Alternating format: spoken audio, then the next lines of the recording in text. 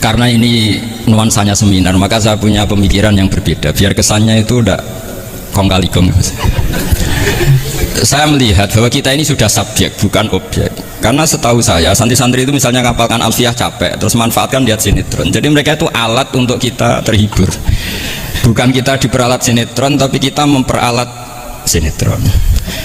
Misalnya tadi beliau cerita bapak-bapak jadi korban karena ibu-ibu melihat bapak-bapak yang ganteng pakai jas uangnya banyak. Sebetulnya ibu-ibu juga jadi korban karena nggak secantik yang di TV. jadi ini penting saya ketahui. Begitu juga melihat Real Madrid misalnya. Kita ini kalau ngidolakan pemain lokal, kan datangkan pelatih, ngelatih itu mahal, bikin stadion mahal. Mendingan ngidolakan sudah jadi. Lagi-lagi mereka kita jadikan objek dari keinginan kita yang nggak mau repot-repot ya beli yang instan itu. Jadi ini mungkin yang saya beda dengan beliau. Saya ini sering ketemu para dokter, para profesor di Jogja. Bahkan saya bikin komunitas grup diskusi kematian. Itu profesor-profesor yang mau mati itu sering diskusi sama saya. Kenapa ini penting? Karena mereka bilang gini, Pak Bahak, dunia ini pasti kita tinggalkan saja, perumusnya banyak. Masa kematian yang kita songsong nggak ada perumusnya gitu. Makanya kita bikin tim perumus kematian.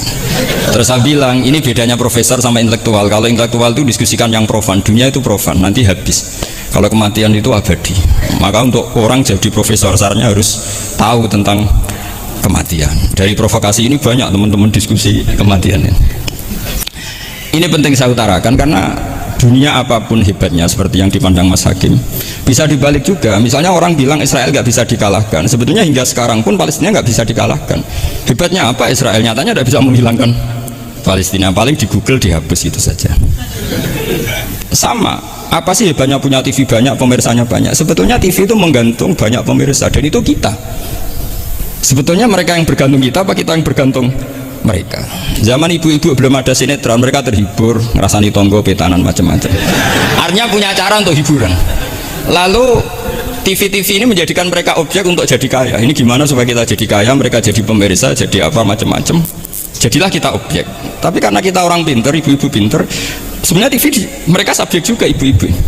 Delok bojone ra ganteng ya delok yang di TV kan gitu. Jadi ini ya ini pembanding saja karena ini acaranya seminar, nanti eksekutornya yang penasehnya Gus Yofur, muharirnya ini nanti itu. Jadi menurut saya ini saya seperti pesan Gus Iid, kita seriusan saja, serius tapi santai. Karena setahu saya sering diskusi sama Gus Yofur, kemarin diskusi tentang waktu di Denmark di Eropa itu disamakan, dikonversi waktu yang ada katulistiwa, apa setiap negara punya aturannya sendiri. Karena Denmark itu ada masa tertentu yang siang itu sampai 3 bulan. Sampai sekarang saya sering diskusi sama beliau tentang itu, terus tentang mina jadi, tentang macam-macam lah. Setahu saya begini ya, pernah ada guyonan di beberapa ulama, pernah dipertanyakan, cengkeh itu kan wangi, sehingga kalau kue tar itu dikasih cengkeh. Oke, kita sepakat dalam konteks bikin kue tar itu cengkeh dikategorikan pewangi. Lalu kategorinya adalah pewangi. Pertanyaannya berarti kalau orang haji, ihram, merokok itu wajib bayar dam karena pakai pewangi. Itu hampir putus karena dikonsensus oleh ahli-ahli pakar kue itu termasuk kategori pewangi. Tapi ketika ada pembanding ini Mas, ini pentingnya pembanding. Lalu berarti orang Jumatan disunatkan rokok kan harus pakai kesunatannya kan pakai pewangi gitu. Nyatanya tuntas juga nggak jadi, artinya keputusan itu udah jadi. Jadi kalau saya ditanya Gus Barok cara ngelawan apa hegemoni barat atau derasnya media massa, ya sudah, kalau nggak punya kan nggak keserang. Makanya saya tidak punya gitu. Jadi orang susah ada gelombang pornografi kan karena lihat. Gus Barok mungkin lihat sehingga merasa ada gelombang pornografi. Lah saya kan tidak punya, makanya saya nggak serang. Karena dulu ngaji saya itu Darul Mafasid Muqaddamun ala Jalbil Masoleh. Kalau disara-saran saddan lidharo'e, kalau rawan bahaya ya tidak usah. Ya saya kira gitu, kira-kira alasan saya kena. Selain mungkin saya tidak buat beli Gus Barok gitu. Tapi kan tidak pantas, saya termasuk orang yang dianggap keren terus nggak kelar itu, tidak mampu beli. Tapi yang saya mencintai anak-anak Anwar karena alma mater dengan kita, dan nanti kalau misalnya ada tanya jawab ya biasa saja seperti dulu. Anda tidak harus yakin saya benar, meskipun Anda jangan yakin pendapat Anda benar. Tapi masalah media memang mulai dulu Banu Tamim itu pernah juga datang ke Rasulullah bilang innamat hanazinun wa dhammanasyainun, itu masyhur. Ya Muhammad, kita ini iman tanpa dijajah Anda. Kita iman karena bukan kalah perang, dan kita komunitas yang besar, sehingga perlakukan kami dengan khusus. Karena sekali saya muji Anda, maka pujian kita adalah menjadi zainun laka, menjadi hiasan, menjadi pencitraan yang bagus bagi Anda.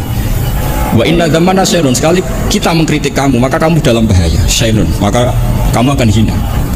Apa jawab Rasulullah? Enak saja Nabi jawabnya, zaka Allah, kita ini orang iman. Kalau dikritik media ya tenang saja, yang penting indallah benar. Nah mungkin saya latihan di makom itu, sehingga saya itu sama media biasa. Istri saya lihat sinetron, setahu saya gitu, bersumpek itu delok dunia itu buruan delok sinetron. Ini sebenarnya kita subjek apa objek? Kalau menurut Mas Hakim objek, kalau saya ya kita subjek. Kalau bosan ya ganti saja. Kalau bosan ganti. Jadi kita yang memainkan mereka, bukan kita yang dimainkan mereka. Mau yang pegang remote kita. Nah, saya kira ini yang ringan-ringan saja, seperti pesan Gus Iyad tadi, sersan itu serius tapi santai. Ya biasa saja menurut saya, ini zaman nggak bisa dilawan ya. Saya juga beberapa kali ketemu menteri, ketemu pejabat ya, kita sering diskusi. Kadang-kadang mereka bilang, Gus, mbok ya usul tentang sebetulnya tata negara itu kayak apa. Saya bilang ini basa-basi, ada pakarnya. Tata negara itu sudah ada pakar. Kalau sama tanya tata akhirat, saya jelaskan.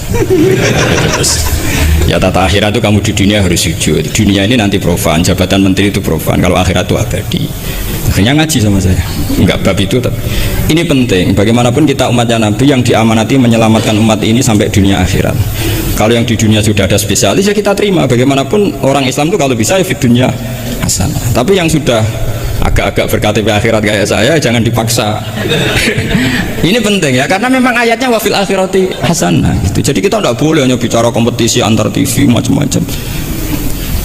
Kalau antar program pengajian mau saya, karena itu ya saya kira demikian. Ini penting ya pembanding itu, karena saya punya cerita ya betapa Rasulullah SAW ini sangat-sangat akademik ya. Saya punya cerita agak serius. Setelah ini selesai, saya ini terakhir ke suara. Suatu saat ada seorang sahabat, ini yang disetujui atau diamini oleh para ahli tafsir. Dia perang gitu atau ditugaskan ke Nabi. Di kitab saya sahabat itu namanya Muhallam bin Jassamah. Saya nggak tahu kalau nama itu di kitab Anda, karena beda kitab namanya beda. Dulu itu kalau saya jago Tyson, kok Tyson kalah, oh di TV saya Tyson menang gitu. Tapi semenjak ada real time katanya nggak mungkin nanti. Kalau Tyson menang ya menang semua. Tapi kalau kitab itu beda. Di ayat idza darabtum fi sabilillahi fatabayyanu itu. Kemudian Muhallam bin Jassamah ini membunuh satu orang. Di kitab saya namanya itu Amir bin Abbad. Setelah dibunuh, padahal orang ini setelah terdesak melafadzkan la ilaha illallah Muhammadur Rasulullah. Dalihnya ini kan tentang informasi juga. Ini kaitannya masih informasi. Saya bukan menyempal dari tema. Ditanya sama Rasulullah, kenapa kamu tetap bunuh padahal dia sudah melafadzkan la ilaha illallah? Kata dia, innama qalaha muta'awidzan. Dia melafadzkan itu karena muta'awidzan saja, ingin berlindung dari serangan kita. Kata Nabi masih ya Nabi itu kan nggak mudah terpancing emosi. Halla syaqaqta an batnik. Bahwa kamu bedal ya, atau kamu bedah lah hatinya isinya kayak apa. Si Mulaham tadi masih balik loh. Ya Rasulullah, lau syaqaqtu batnahu akuntu a'lamu ma fi qalbi. Kalau saya bedah, apa saya harus tahu apa isi hatinya? Kata Nabi, ya kamu tetap nggak tahu meskipun kamu bedah hatinya, kamu tetap nggak tahu. Kenapa engkau nyuruh bedah ya Rasulullah? Wong akhirnya saya tetap nggak tahu. Unik jawabannya Nabi itu. Makanya kamu itu sembrono sekali, ngawur sekali kamu.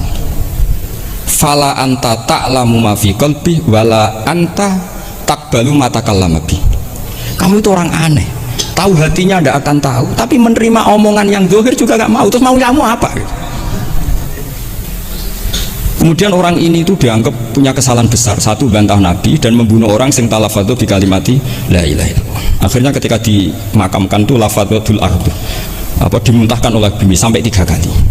Terus Rasulullah ngendikan innal ardo taqbalu man huwa syarrun minhu walakinnallaha wa'adzakum alla ta'udu.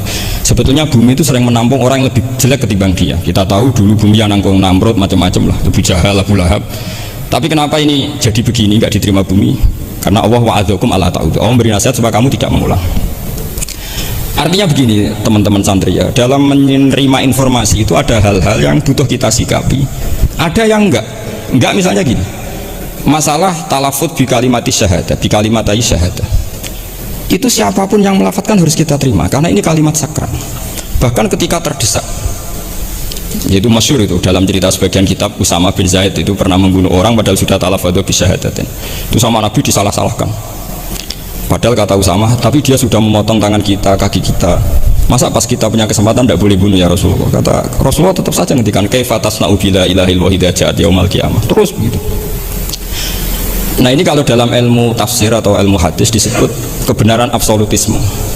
Sehingga ada hadis mangqala la ilaha illallah dakhalal jannah wa in zana wa in saraka. Kalau di bab fikih informasi itu bisa kita terima kalau mukhbirnya itu adil, datanya valid. Tapi khusus kalimat syahadat itu tidak, wa in zana wa in saraka harus kita terima.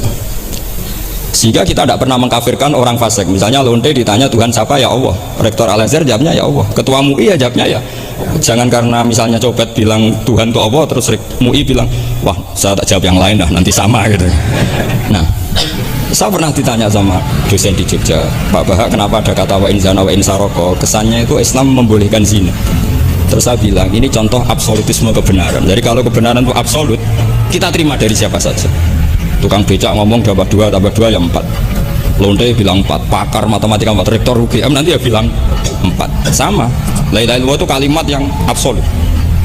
Sehingga di TV misalnya, apapun TV Yahudi atau TV Nasrani, kalau programnya itu benar menerangkan kebenaran, meskipun mereka niatnya bisnis, tapi kalau kalimat itu kalimat yang benar ya mau tidak mau kita terima.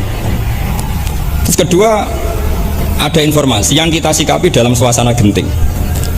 Kayak zaman perang Uhud, ada isu bahwa Rasulullah itu kutilah, dibunuh.